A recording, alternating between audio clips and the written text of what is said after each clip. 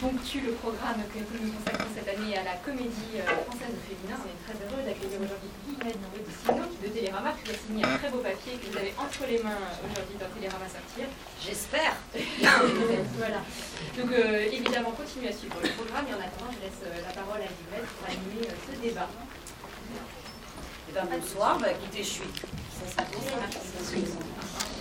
toute façon, voilà, vous allez comprendre, puisqu'on est avec les mots féminins, que nous, on crie fort, hein, donc j'aurais normalement pas besoin de micro, mais voilà, ça va être plus simple.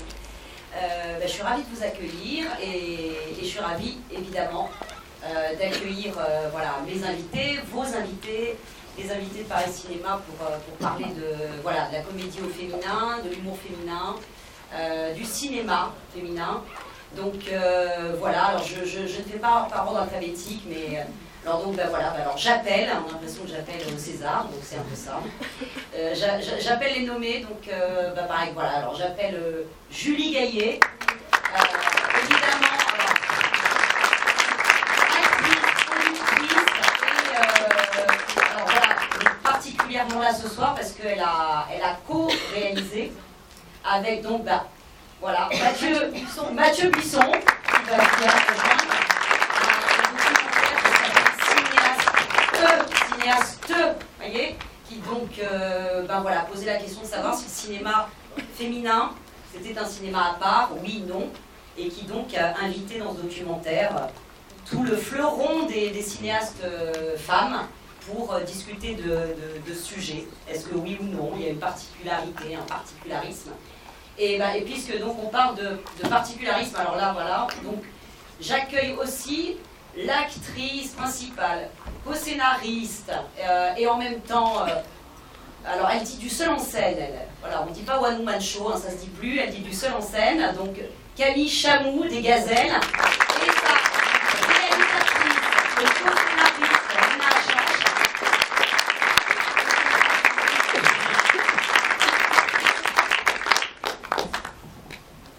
Là.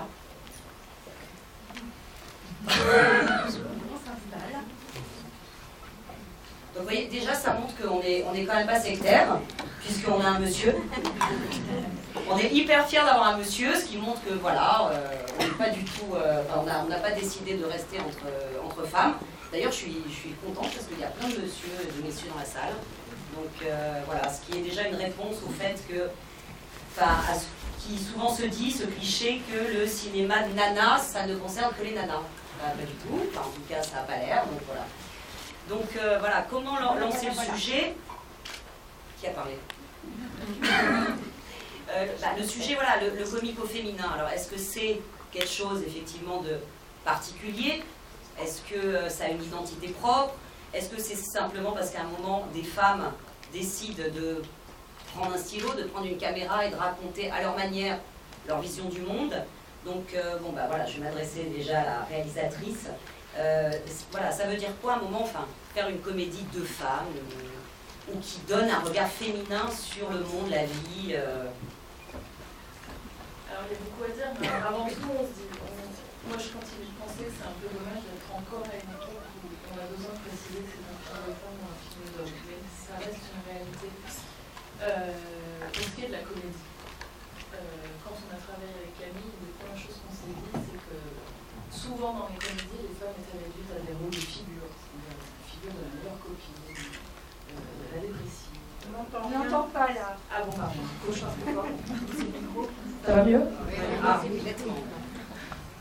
Que voilà, que les femmes étaient souvent réduites à des rôles de figure dans les comédies et que nous, mais alors est-ce que c'est je trouve ça dommage encore une fois de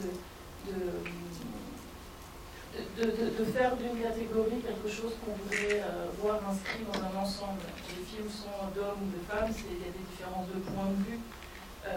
En tout cas, c'est vrai qu'on s'est retrouvés confrontés avec les Gazelles à l'idée que quand même dans beaucoup de films, les femmes doivent rester un objet de désir et que ça peut perturber encore aujourd'hui quand tout d'un coup on les montre comme des sujets libres qui évoluent comme les hommes. Oui, mais pour reprendre, je sais que je suis rentrée dans le cliché, droit dans le mur, sur la notion de comédie de femmes, etc. Mais le documentaire de Julie et Mathieu le prouve, c'est-à-dire que même quand on interroge des cinéastes femmes qui commencent par dire « Ah non, on ne va pas on va pas commencer à nous classer là-dedans, elles finissent quand même par avouer Oui, c'est ça. Voilà, la différence existe ou qu'elles-mêmes, leur regard n'est pas le même. Disons qu'on commence le documentaire comme ça en disant est-ce que, déjà de séparer la mise en scène et l'écriture, entre guillemets. C'est-à-dire sur l'écriture en particulier, peut-être qu'il y aurait certaines thématiques plus féminines, comme on pourrait trouver en littérature, mais la mise en scène pure, c'est-à-dire la mise en scène, si on enlevait le générique de début et qu'on enlève, je ne sais pas si c'est un homme ou une femme, est-ce qu'on pourrait dire qu'un film de Bergman est un film de femme ou un film d'homme? Est-ce qu'un film de Woody Allen est un film de femme ou un film d'homme? C'est quasiment impossible de dire ça. Donc sur la mise en scène, il y a eu pendant longtemps des clichés, ce que dit Brigitte Rouen, qui est assez rigolo, elle disait, je me souviens qu'à mon époque, on disait les films de femmes, c'est des films avec des plans fixes. Plus, d'abord, il y a des hommes magnifiques, des metteurs en scène magnifiques, hommes qui font des plans fixes, et pourquoi voilà, donc tous ces clichés-là sur la mise en scène, je crois que voilà, je suis assez d'accord, il faut qu'on arrête avec ça. Et après, peut-être sur les sujets, peut-être qu'on pourrait à la limite commencer à se poser la question, et là, ce qui est intéressant sur cette comédie-là, effectivement, c'est tout à coup de voir des nanas qui picolent, qui font la fête, qui ont envie de se retrouver la vie d'après que j'ai vécu. Donc je me dis, c'est même pas homme-femme, c'est un film, voilà, sauf que c'est des femmes. Oui, mais on n'est pas en train de vous montrer ce que c'est que les femmes, je ne sais pas comment dire, pour moi c'est juste un film. En fait, ce qui est bizarre, c'est d'en parler comme une communauté, alors que c'est 50% de l'humanité. En fait, nous, on ne s'est pas dit, je sais pas, nous, ce qu'on se disait au début, et c'est ça qui est hyper intéressant justement dans ton documentaire, que effectivement, nous, on a vu dans le film projeté à Cannes, c'est qu'effectivement, on fait le même chemin que toi. C'est-à-dire que nous, au départ, on n'a pas du tout eu l'impression de faire un film de femmes, pour les femmes, etc. Puisqu'en fait, on se dit, quand on voit Very Bad Trip, on s'est jamais dit, ça, c'est une comédie de mecs. On s'est dit, c'est une comédie. Il y a 3 mecs, mais personne n'a jamais dit, à la sortie de Very Bad Trip, dites les mecs, allez voir cette bonne comédie de mecs. Personne, quoi. Alors que les gazelles, ça sort et d'un coup, on voit tous les papiers, etc., parler de comédie de filles. Les filles, allez-y, planquez vos mecs dans vos placards, enfermez-les à triple tour et sortez avec vos copines girly, quoi. Pas du tout, quoi. Nous, on s'était jamais dit que ça ferait ça. Or, ça fait ça. Ce qui veut dire que quand il y a un sujet féminin qui parle, des sujets féminins, des héroïnes, eh ben, c'est encore un objet d'attention. Après, c'est pour ça que du coup on est devenus, c'est ce que je dis tout le temps, voilà, en fait on est devenus féministes, mais c'était pas notre propos du tout, et le film n'est en aucun cas un film consacré à des, enfin c'est consacré, oui, consacré à des sujets féminins, mais il n'est en aucun cas réservé à un public féminin, ou en tout cas considéré comme une comédie de filles. Pour nous c'est une comédie qui parle des rapports hommes-femmes sous un point de vue féminin.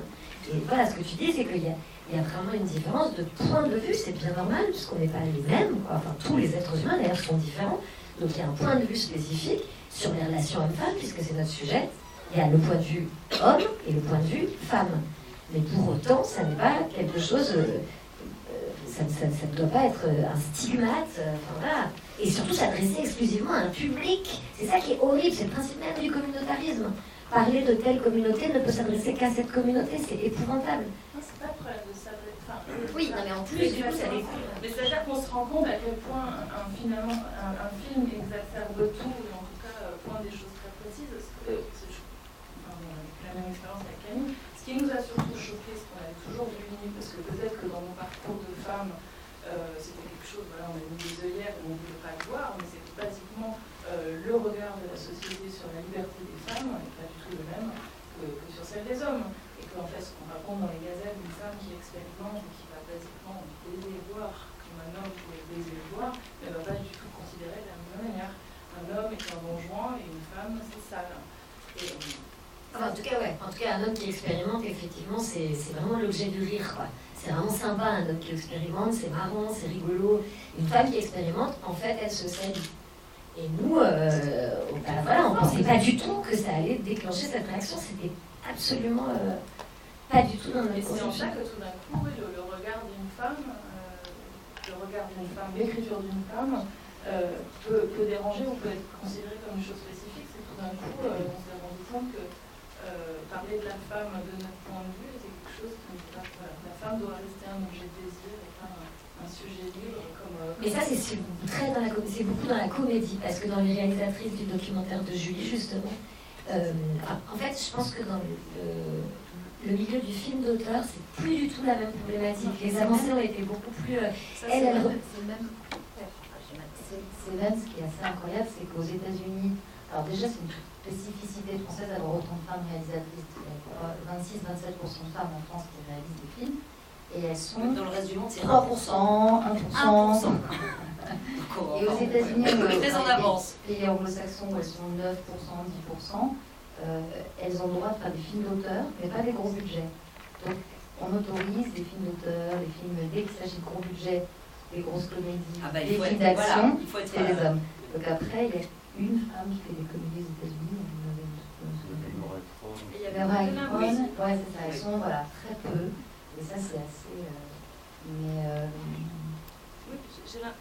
Oui, est-ce que, pour rebondir quand même sur la notion de comédie, qui n'est pas la même chose que le film d'auteur, et c'est justement parce que et c'est ça aussi peut-être qui est reproché.